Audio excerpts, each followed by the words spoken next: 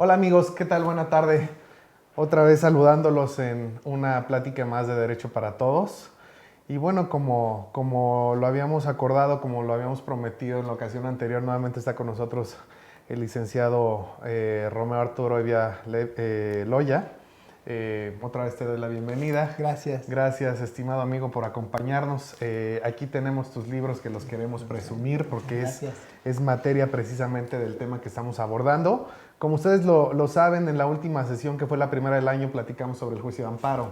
Nos quedaron muchísimas dudas, hemos tenido muchos comentarios, mucha interacción de la gente que nos sigue, porque este tema, pues bueno, sabemos que nos da mucho pie, nos da mucha oportunidad de desarrollarlo. Y pues qué mejor que siga siendo contigo, Romeo. Pues muchas gracias. Teníamos esta plática ahí en suspenso. Espero que el día de hoy sí logremos terminar el tema, por lo menos de manera general, y esto no significa que sea la última ocasión que nos acompañes. En este momento y aquí de manera pública te voy a comprometer a que en cualquier otro tema que puedas ayudarnos a aterrizar y realmente hacer un derecho que sea de conocimiento general, que es el derecho para todos, pues estés aquí con nosotros. Pues va a ser un gusto, por supuesto que sí, muchas gracias. Al contrario, bienvenido. Pues bueno, creo que vale la pena solamente reiterar y platicar con todos aquellos que nos siguen, que ya en la sesión anterior abordamos qué es el juicio de amparo, la diferencia entre un juicio de amparo directo y un indirecto, qué es un particular, qué carácter tiene el particular dentro del juicio de amparo, qué es la autoridad responsable. Abordamos también algunos casos en los que los particulares pueden ser considerados como autoridades responsables o que emiten actos en carácter de autoridad responsable. Nos explicaste también sobre qué tipo de amparo conoce un juez de distrito y en algunos casos excepcionales el tribunal unitario y también el tribunal colegiado, que el tribunal colegiado específicamente conoce del amparo directo. Pero todavía hay mucha tela de dónde cortar, muchísima tela de dónde cortar. Romeo, nuevamente te agradezco y no voy a cansar de hacerlo, pero bueno, ya entrando al tema, ¿qué estructura, qué contenido debe tener nuestra demanda de amparo? Well, incluso la propia ley de amparo nos da los requisitos que debe de tener una demanda de amparo, nos habla, desde luego, tenemos que, para ponerlo en aspectos o de una manera llana, de una manera clara, tenemos que identificar, desde luego, el acto reclamado, que es contra lo que vamos a hacer valer el amparo. Tenemos que identificar los derechos fundamentales que nos están violando. Es muy importante hacer señalamiento de estos derechos. Tenemos que identificar a la autoridad responsable. Tenemos que, incluso generalmente se estila que además de identificarla, le establecemos qué acto en específico le estamos atribuyendo, porque hay demandas donde estás recurriendo más de un acto y estás impugnando o estás llamando a juicio a más de una autoridad. Tienes que identificar cada caso qué autoridad, qué acto le atribuyes. Y de qué manera probablemente, ¿no? Se estila mucho el de manera ordenadora o autoridad ordenadora, autoridad ejecutora. Sí, también, claro, desde luego. Además, eso es un tema muy importante. Entonces, identificar realmente no solamente a la o las autoridades señaladas como responsables, sino también especificar o estipular de qué manera participaron en ese o en esos actos reclamados. ¿Y cuál es la naturaleza? Porque además la protección que en un momento dado puedas obtener a través de una sentencia va a tener relación con el carácter de autoridad, ya sea ejecutora o ordenadora, según sea. E incluso, ¿no?, las autoridades podrán recurrir o no la determinación en función de si tuvieron el carácter de una autoridad ordenadora o de una ejecutora. Entonces ahí esa parte, qué bueno que la menciones porque es muy importante, ¿no? Cuando estás recurriendo por vicios propios, a lo mejor el acto de la autoridad ejecutora, cuando realmente es una mera consecuencia de un acto derivado de una orden, ¿no?, emitida por esta autoridad ordenadora. Entonces, todos esos elementos tienes que distinguirlos dentro de tu... No es que la ley te obligue, pero desde luego como abogado, como alguien que tiene la responsabilidad de defender los derechos de un tercero, tienes que ser exhaustivo en eso porque es la forma en la que vas a tratar o la que vas a convencer o no al juez de la razón, tanto de hecho como de derecho, que le asiste a tu cliente. Entonces es importante que seas... Otro de los requisitos, tienes que establecer los antecedentes del acto reclamado Que podríamos considerarlos como los hechos. Como los hechos, sí. Okay. Ahora, muy importante, porque además te pueden prevenir por esta situación, tienes que hacerlo bajo protesta de decir verdad. La protesta es muy importante. Es importante, es muy importante. La tienes protesta, que cumplir eso. Bajo protesta de decir verdad, de que todo lo que estás narrando es cierto. Corresponde a los hechos fácticos de tu demanda, ¿no? Okay. Todo lo que estás diciendo, efectivamente, sucedió en la forma en la que estás explicando que sucedió. Okay. Y desde luego tienes que desarrollar tus conceptos de violación. Este tema es importante, creo que en alguna ocasión lo platicábamos también, ahí me voy a detener un poquito en el tema de los conceptos de violación. La ley de amparo ni la jurisprudencia del Poder Judicial Federal te establece una formalidad específica para desarrollar los conceptos de violación. No te dice que tengas que partir... ¿Cómo hacer un concepto? ¿Cómo hacerlo? Te dice, ay, ya ves que si la premisa mayor, la premisa menor, la conclusión. Bueno, no es que la ley te diga eso. Y es más, la propia corte, los tribunales colegiados de circuito, en jurisprudencia han determinado, basta que sea claro lo que se desprende, lo que estás pidiendo de tu demanda para que se pueda atender. Eso no quiere decir que el abogado, el profesional del derecho, tenga que desarrollar así un concepto de violación, ¿no? O sea, al final vuelvo a lo mismo, no es que haya un requisito legal de cómo hacerlo, pero creo que sí tiene que haber una estructura de la manera en la que se tiene que plantear un concepto de violación. Especificar por qué te daña el acto que estás reclamando, cuál es la afectación a un interés legítimo jurídico que estás sufriendo con motivo del mismo, tienes que especificarlo. Tienes que especificar por qué ese daño es inconstitucional, porque también puede haber casos donde una autoridad emite un acto que te afecta, pero que es completamente legal y sujeto a... podrás impugnarlo, pero no forzosamente te asiste la razón. Tienes que explicarle al juez por dónde o por qué consideras que ese acto que te agravia efectivamente implica una violación a un derecho fundamental, y eso te lleva al otro aspecto. ¿Qué derecho fundamental estás haciendo valer? Hablábamos en la sesión anterior, nos limitamos muchas veces a hablar del, no, pues me violaron el 14 y el 16. Ok, ¿por qué? Explica por qué esas son las garantías o los derechos, ya no hablamos de garantías, los derechos fundamentales o humanos que te están violentando. ¿Por qué los derechos que se desprenden del artículo primero constitucional? ¿Cuáles son? O sea, esa es como la estructura de lógica que debería de tener un concepto de violación. Ahí recuerdo que platicábamos al respecto sobre esta estructura que ustedes desarrollan en ese sentido, que me pareció también muy interesante. Sí, es precisamente a lo que creo que nos está llevando la plática. Y bueno, a mi consideración, lo que trato de transmitirle también a los abogados, incluso a mis estudiantes con los que comparto aula, es que creo que la esencia del juicio de amparo es plantear el precepto constitucional o convencional o del tratado internacional que se te está violando, el plantear de qué forma se te está violando, pero después transformarlo, convertirlo en un concepto de violación. A mí me ganaste la pregunta, me quemaste la pregunta, pero a mí me encantaría saber, porque lo pregunto de manera general, cuáles son sus fórmulas, ¿no? Cada uno de los abogados, cada uno de nosotros tiene una fórmula ya preestablecida de cómo desarrollar un agravio, de cómo desarrollar, en este caso, un concepto de violación. En lo particular, yo creo que el platicar, o mejor dicho, el desarrollar un concepto de violación te obliga a plantear precisamente el precepto legal, repito, sea tratado internacional, derechos humanos, garantía constitucional.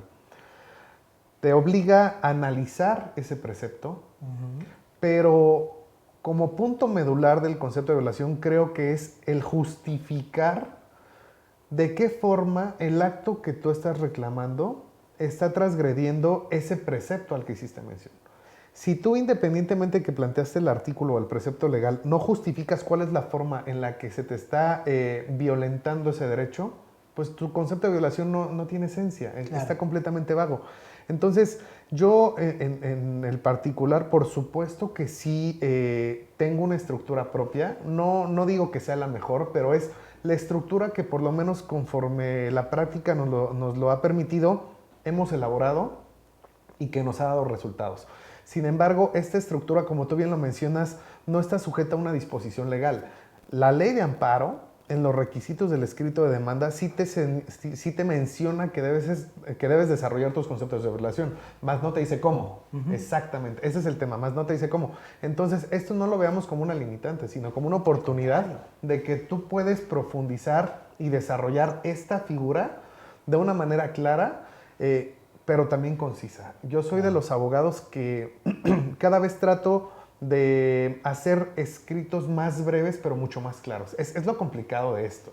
Sin embargo, creo que es lo mejor. Claro. Para todos es tedioso es tedioso leer un escrito Que te dice lo mismo. de tantas hojas, ¿no? De verdad, sí, te lo repiten, y eso que por más que hay criterios en los que dicen evita las transcripciones innecesarias, lo transcribimos, ¿no? O sea, transcribimos el artículo, transcribimos las jurisprudencias, no nos basta con los datos de identificación, no nos basta con el precepto.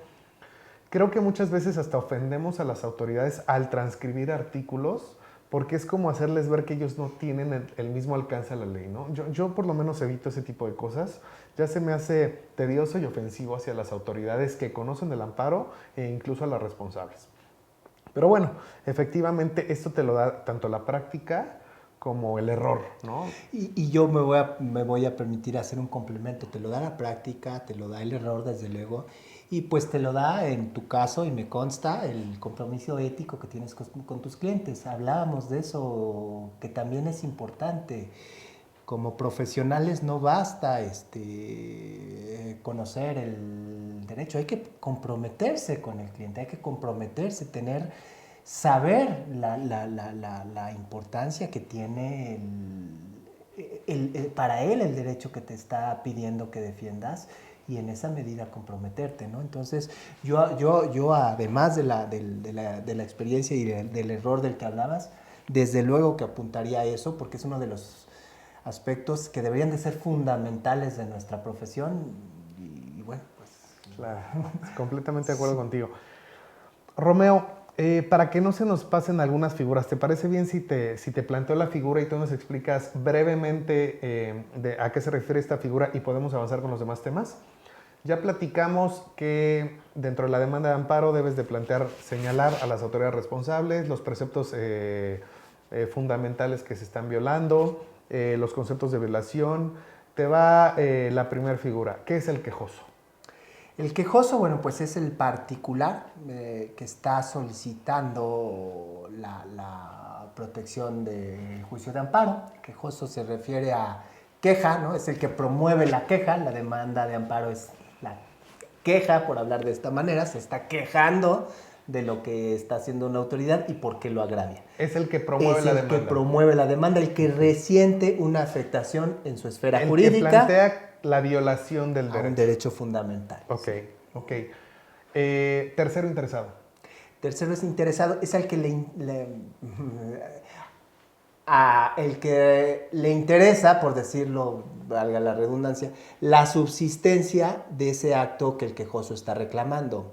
De manera muy fácil de explicar, por ejemplo, en un amparo directo es muy clara la relación. Está la persona que ganó el juicio, está la persona que perdió el juicio.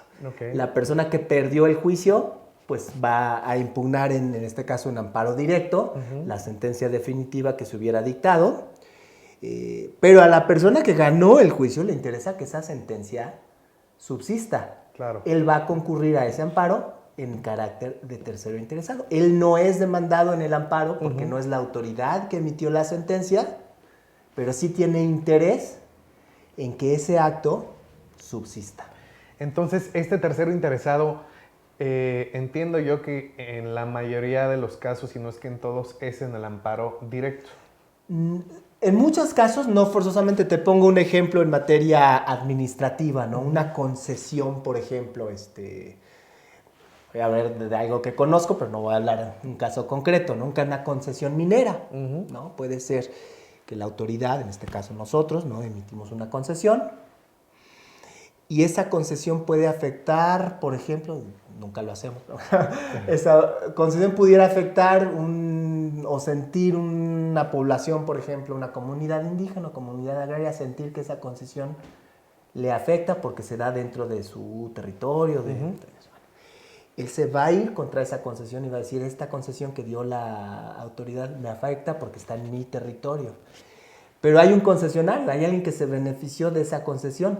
Ese va a ser el tercero interesado en esa relación de amparo. O en ese ejemplo podría ser al revés también. Vaya, solamente para aterrizarlo. Así como en el caso tú dices, oye, el tercero interesado es el que obtuvo la concesión. También en otro caso puede ser precisamente el tercero interesado la comunidad indígena. O sea, depende de aquel que se sienta afectado. Sí, el que tenga una afectación, que le interese que el acto reclamado específico subsista, aun cuando obviamente él no lo emitió, pues va a tener interés y por lo tanto se le considera tercero y es parte en el juicio de amparo. Ok, excelente. Otra figura que a mi consideración ya no tiene tanta funcionalidad en el juicio de amparo, pero bueno, lo siguen estipulando, se sigue reconociendo. El Ministerio Público. ¿Para qué está el Ministerio Público estipulado como señalamiento formal en tu demanda de amparo? ¿Qué función tiene el Ministerio Público? ¿Sirve? ¿Todavía tiene alguna importancia la figura del Ministerio Público en el juicio de amparo? Mira, es poco frecuente que el Ministerio Público participe en algún juicio de amparo. Sumamente poco frecuente. Sumamente poco frecuente. La verdad es que yo no le vería también. Además, pensando en la carga de trabajo que tienen los órganos del Estado, la limitación en cuanto a recursos, en cuanto que esa siempre, digo, finalmente, por definición, tus recursos siempre van a ser limitados. Por mantener esta carga, me parece no tan necesario.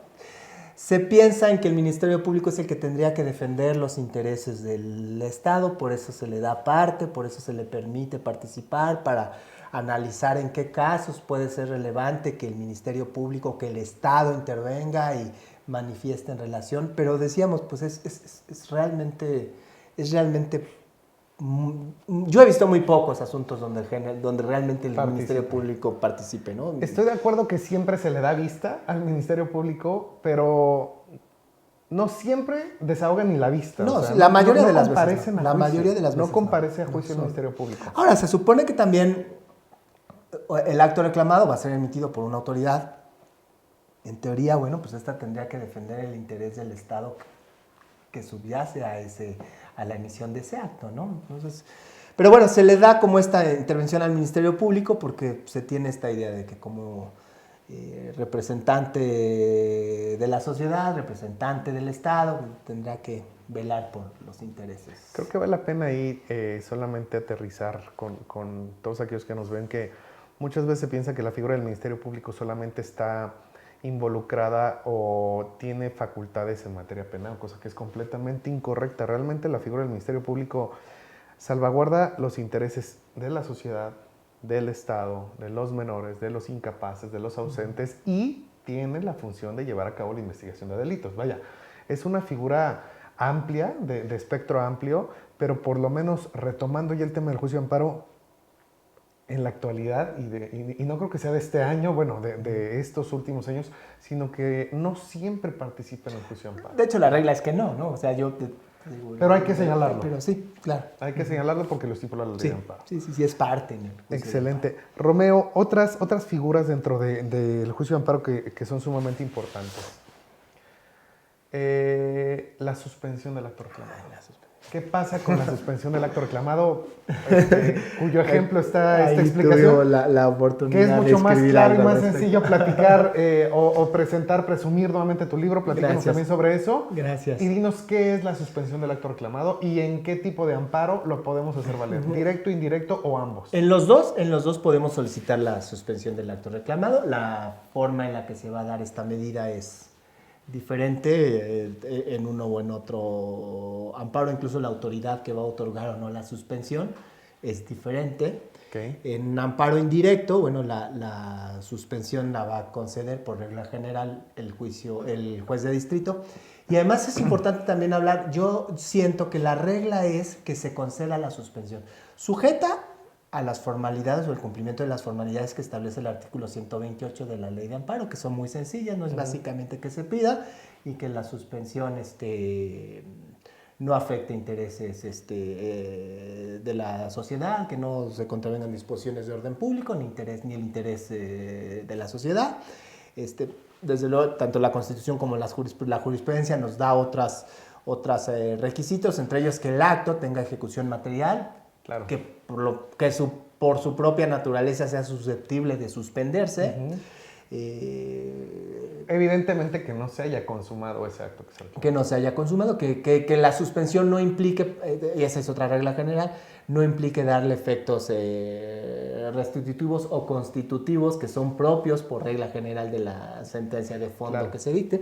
Recordemos, la suspensión es un incidente dentro del juicio de amparo. Okay. Entonces, finalmente va a tender a mantener las cosas en el estado en el que están para evitarle al quejoso un daño que pudiera incluso llegar a ser de imposible reparación. Esa es la importancia que tiene la suspensión.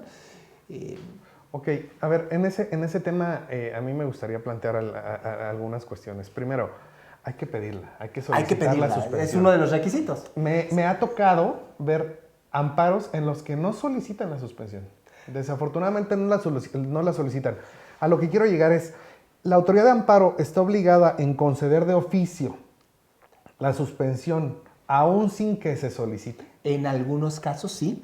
Hay casos excepcionales, por ejemplo, todos los previstos en el artículo 22 de la Constitución, cuando hablamos de penas infamantes, cuando hablamos de este tipo de penas prohibidas, está obligada, cuando tienen que ver cuestiones de subsistencia de comunidades indígenas, están obligadas los jueces de distrito. Inclusive en materia de suspensión de oficio, también podríamos hablar adicionalmente a la suspensión de plano, claro, que es diferente, ¿no? Una suspensión de oficio es, no me lo pidas, pero yo estoy de todos modos viendo que esto implica uno de estos actos, es urgentes, de oficio yo la concedo, pero te voy a pedir, autoridad, que me rindas tu informe, claro, y todo, ¿no? Sin embargo, la suspensión de plano no tiene esa característica. Es igual yo veo que es urgente, igual yo veo que tiene que ver con tu subsistencia, igual, no sé, las condiciones que el juez considere para considerar una suspensión, pero como es de plano, simplemente la va a conceder y ya no va a estar sujeta a ninguna tramitación posterior, no va a haber audiencia incidental, no va a haber suspensión definitiva, no va a haber... Entonces, la suspensión de plano que dicte el juez de distrito en estos casos es la que va a estar durante todo el juicio de amparo. Una pregunta un poco más técnica en ese sentido. Yo solicito la suspensión provisional y me otorgan la suspensión de plano. ¿Es viable? ¿Es procedente? Sí, sí es procedente. Y entonces se elimina o se transforma esta suspensión provisional porque ya es otorgada en forma plana. En forma de ya plano, ni siquiera le voy a abrir incidente. Yo ya te la otorgué. No va a haber audiencia, como tú mencionabas. Simple y sencillamente la autoridad advierte y justifica, obviamente, el motivo por el cual se otorga la suspensión de plano, y esta queda vigente hasta en tanto no se dicte la resolución del juicio, ¿cierto? Sí, pues, se puede recurrir en queja y dependiendo de lo que resuelva el colegiado, pero en principio... Otra pregunta en relación a la suplencia, a la suspensión del acto reclamado. Es, sobre todo, va dirigido a los estudiantes. Muchas veces se presta a confusión el que me otorguen la suspensión provisional a que me otorguen la protección y amparo de la justicia federal. Es correcto. ¿Por qué? ¿Por qué pasa esta confusión, independientemente de falta de desconocimiento o estudio y, por supuesto, de explicación por parte de nosotros como docentes? Pero ¿por qué se confunde? ¿Por qué incluso se aprovecha? Ya lo ampararon, ¿no? Oye, me dieron la suspensión, ya tengo el amparo. Pero no tienes el amparo, tienes la suspensión tal cual. ¿Qué pasa en este caso? Sí, yo creo que, ese es un fenómeno a lo mejor un poquito más a lo mejor social, a lo mejor de incluso medios de comunicación. Ellos incurrían mucho en hablar de, ya ampararon y cuando realmente estamos hablando de que hay una suspensión. Y es importante también puntualizarlo, porque además la suspensión, y así está establecido desde la Constitución y por la propia ley de amparo, no prejuzga sobre el fondo. Simplemente va a ser una figura que va a tender a mantener la materia sobre la cual se va a dictar sentencia. a lo mejor voy a promover un amparo contra una demolición. Bueno, pues espérate, no demuelas, porque si llevas a cabo si ejecutas eso, pues ¿cómo vas a restablecer al quejoso en algo que ya le tiraste, ¿no? Bueno, eso es lo que va a hacer la suspensión, pero no está prejuzgando si en el fondo le asiste o no la razón. Ahora, algunos de los principios que también tiene que estudiar el juez de distrito en materia de suspensión es esto de la apariencia del buen derecho, que esa es la parte en donde se supone que tiene que hacer como una ponderación, un análisis muy preliminar sobre el posible derecho que le asista al quejoso y en función de eso determinar la concesión de la suspensión. Okay. En realidad, pero volvemos a lo mismo, eso no implica que esté prejuzgando. Finalmente en el asunto, en el expediente principal se va a dictar una sentencia que puede incluso negar el amparo aun cuando le haya otorgado la suspensión en su momento, ya sea provisional o definitiva. Claro. Sí. De hecho, eso es frecuente, eso pasa. Por supuesto. ¿Se puede recurrir como tal el que no te concedan la suspensión del acto? Sí. ¿Cómo lo recurrimos? Lo puedes recurrir dependiendo, ya sea si estás recurriendo la negativa de la suspensión provisional, la vas a recurrir en queja. En esos días para hacerlo. Si no te están concediendo la suspensión definitiva, la vas a recurrir en recurso de revisión. Okay. Tienes 10 días para hacerlo. Para hacerlo valer. Excelente. Y lo mismo como autoridad. Si concedieron una suspensión provisional con la que no estás de acuerdo, como autoridad puedes recurrir en queja. Si es definitiva, como autoridad la puedes recurrir en la revisión. Ahora, es bien interesante porque, por ejemplo, la queja contra la suspensión provisional con mucha frecuencia se queda sin materia, porque está sujeta a lo que se dicte en la audiencia incidental y a veces el tiempo no da para que se resuelva. Del recurso, claro. Entonces ya el colegiado te va a decir, pues ya quedó sin materia porque ya hay una resolución definitiva y entonces tienes que estarte ya no a la provisional, sino a lo que se resolvió en la definitiva. Que puede cambiar el sentido de la provisional. Sí, desde luego. Excelente. La provisional se dicta con elementos mínimos, ¿verdad? El juez no sabe qué tantos elementos. Es más, en principio no sabe si el acto reclamado es cierto. Por eso es que le pide un informe previo a la autoridad donde la autoridad tiene que decir si el acto reclamado es cierto y oponerse o no, generalmente se va a oponer a que le concedan la suspensión, pero el juez de entrada no sabe, entonces va a determinar una suspensión provisional, y bueno, pues en lo que averiguo, suspendo. ¿Por qué? Porque tengo que preservar la materia del amparo, pero pues tal vez, y esto también frecuente, viene el informe previo y la autoridad dice, pues no es cierto el acto reclamado. Okay. Entonces, bueno, pues en la suspensión definitiva la van a negar. Creo que la autoridad que conoce de amparo en este estándar que tú mencionas se basa en la apariencia del buen derecho, en la buena fe, en la protesta legal que hace el quejoso para realmente determinar, bueno, independientemente de las justificaciones y procedencias que estipula la propia ley de amparo. Pero sí es muy poco, es muy bajo el estándar con el que se debe de conceder la suspensión. Y me parece que es correcto. Claro, porque es la esencia del juicio, ¿no? O sea, salvaguardar estás precisamente protegiendo los un derechos. derecho que puede verse afectado. O sea, e incluso te dan hasta cierto punto credibilidad sin contar con los elementos que permitan resolver. Hay una buena fe. Es buena fe. Yo voy a suspender, ya veré cuando la autoridad me informe si el acto existe, si el interés general se está afectando, si todos estos elementos son los que las autoridades tenemos que hacer valer en nuestros informes previos, decir, bueno, pues si es cierto, no es cierto, tiene interés suspensional, no tiene, se afectan disposiciones de orden público, se afecta el interés general, todos estos elementos son a los que ya la autoridad tendrá que expresar en su informe previo, que va a rendir en 48 horas a partir de que sea requerida por parte del juez de distrito. Excelente, Romeo. Y rápido, esta suspensión provisional, bueno, estamos hablando en términos generales de la suspensión que dicta el juez de distrito en el amparo indirecto. Hablábamos que también en amparo directo puede solicitarse la suspensión. Ahí generalmente la vas a solicitar para que no se ejecute la sentencia que estás recurriendo. ¿A quién se la solicitas y quién la concede en esos casos de amparo directo? Se la solicitas a la autoridad que dictó la sentencia. ¿Que sería la responsable? Que sería la responsable. Okay. Y te la concede la misma autoridad que dictó la sentencia. O sea, el colegiado no se va a pronunciar sobre un tema de suspensión, eso tiene que hacerlo la autoridad responsable. Pareciera muy lógico, pero también se presta a mucha confusión. Y en la práctica nos ha tocado ver el que en un amparo directo la suspensión se intenta solicitar ya directamente en el colegiado, pero realmente es, como tú bien lo mencionas, ante la autoridad responsable. Y ha habido casos, perdón que te entiendo, casos donde la autoridad se lo pediste a la autoridad y no te lo acordó, ¿no? Claro. Entonces, ya sí mandó al colegiado el asunto, entonces, espérate, tienes que recurrir a eso y decir, no me proveíste sobre la suspensión, ¿no? No se pronunciaron, incluso, ¿no? Una figura más del juicio de amparo, la suplencia de la queja. La suplencia de la queja. En este sentido, perdón, platícanos por favor, ¿qué es la suplencia de la queja? Y se aplica en todos los tipos de amparo, que es directo e indirecto, y en cualquier materia de amparo. Sí, bueno, la suplencia de la queja no aplica en todas las materias, finalmente es una figura como de tipo...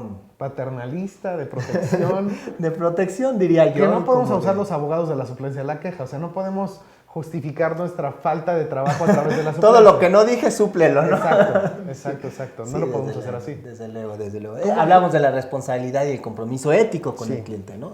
Tiene que ver con eso. Pero entonces, la suplencia de la queja, ¿cómo la definirías tú? Pues volvemos a lo mismo. Atendiendo a la naturaleza, la esencia de la figura, tiende a la protección de grupos que pudiéramos llamar... Ahora ya dicen que ya no debemos de hablar de grupos vulnerables, sino de grupos prioritarios. Okay. Pero que bueno, que están en una situación por sus características propias de desventaja social, ¿no? O de una desventaja con respecto a sus contrapartes, ¿no? Esta figura de la suplencia de la queja le ordena al juez que conoce de un amparo que ante los errores en cuanto a lo pedido, que ante los errores o las omisiones en la demanda de amparo puede suplir el juez estas deficiencias e incluso en un extremo hasta proteger al quejoso por alguna cuestión que se desprende del expediente, que se desprende del caso, pero que el quejoso en sí, tal cual no lo pidió. Okay. No figura desde luego en todas las materias, hablábamos de que es una figura que está sobre todo pensado para grupos como más vulnerables, ¿no? Desde luego opera tratándose de menores, ¿no? En atención al principio del interés superior del menor. Familia.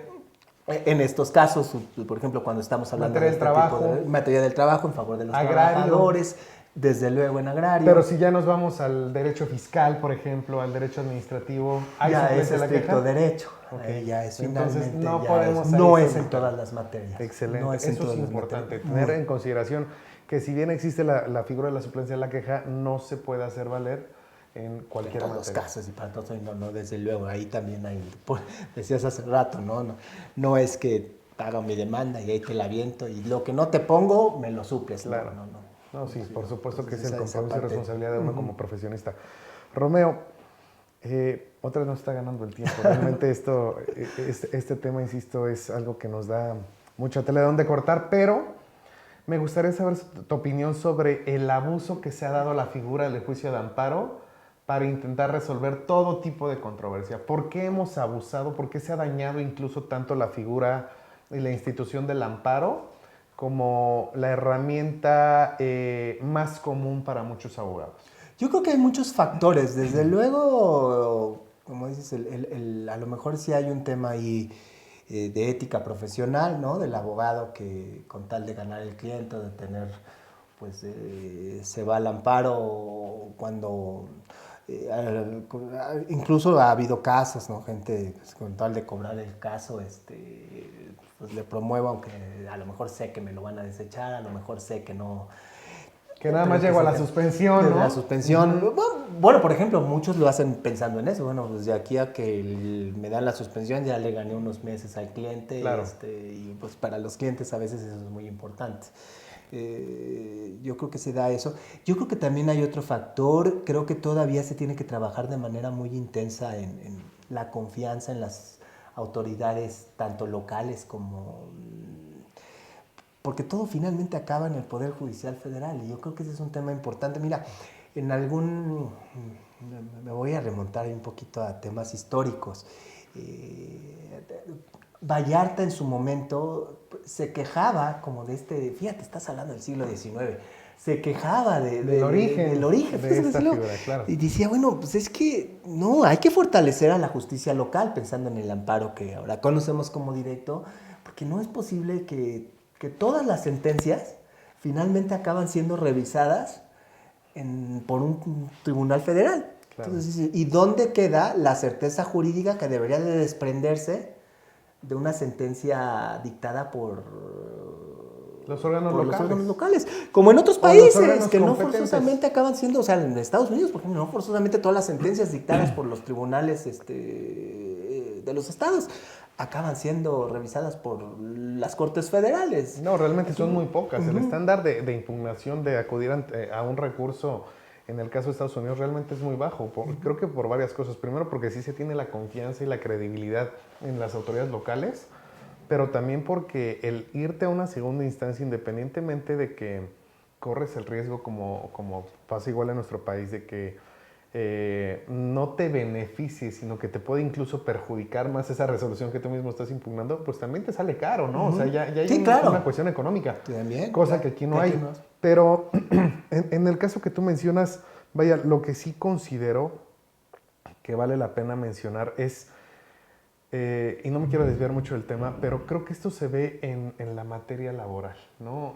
Realmente en la materia laboral, pues creo que la mayoría de los conflictos se resuelven en el amparo directo, ¿no? Sí, O sea, claro. casi parece que el principio de definitividad es tu juicio laboral, porque vas a llegar al colegiado y que en el amparo directo es donde se va a resolver.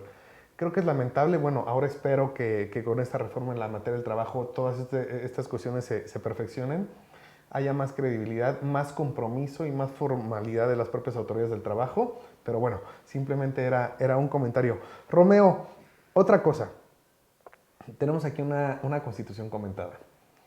Para mí las legislaciones comentadas son una maravilla porque es la explicación a detalle precisamente del contenido de una ley. Muchas veces la ley no es clara y aun cuando tenemos herramientas como los criterios jurisprudenciales, tesis, etcétera, que nos pueden dar una mayor comprensión de la legislación, el contar con una ley comentada, bueno, es para mí una excelente herramienta. ¿Qué tanto provecho le podemos sacar, en este caso, a una constitución comentada si la relacionamos con el juicio de amparo? Bueno, definitivamente yo creo que bastante. Finalmente, lo comentábamos desde la sesión anterior, pues el juicio de amparo tiene como esta finalidad, como esta función teleológica, que es la protección de los derechos humanos. Entonces, si en un esfuerzo bibliográfico por explicar, por correlacionar, incluso por correlacionar con criterios, con tesis de qué es un determinado derecho, cómo puede interpretarse, por qué se concibió, cómo se concibió, cuáles incluso son las leyes secundarias que pudieran estar relacionados con este derecho fundamental. Me parece que sí es un ejercicio interesante, me parece que es un ejercicio que puede ayudar a tener una comprensión más amplia de nuestro espectro de derechos fundamentales. Yo, digo, hablando de la referencia de mi libro, pues escribí esta obra precisamente pensando en eso, ¿no? Pensando en ir más allá de lo que dice el texto legal. Tratamos de establecer su correlación con otras leyes secundarias, tratamos de establecer su correlación cuando nos fue posible con criterios jurisprudenciales, y me parece que eso, bueno, sí es un ejercicio que abona a un conocimiento un poquito más amplio y desarrollado de nuestros derechos fundamentales. Excelente. Tus obras son por RÚA. No es nada complicado acceder a Editorial Porrúa. Lo encontramos sin problema, ¿verdad? Cualquiera de estos libros. Sí, no tiene mayor dificultad en ese sentido. La editorial, además, pues, muy conocida, tiene muchos años ahí de funcionar y del prestigio que tiene ganado. Excelente, Romeo. Pues mira, te quiero dar las gracias por estar otra vez con nosotros. Como te lo mencionaba, siempre es un placer, es un honor. Además de poder presumir que Romeo es un gran amigo, alguien de quien he aprendido mucho también en la cuestión profesional, en la cuestión educativa, el conocer tus obras, el que me lleves tan de la mano con el juicio de amparo, bueno, es algo que siempre te voy a agradecer.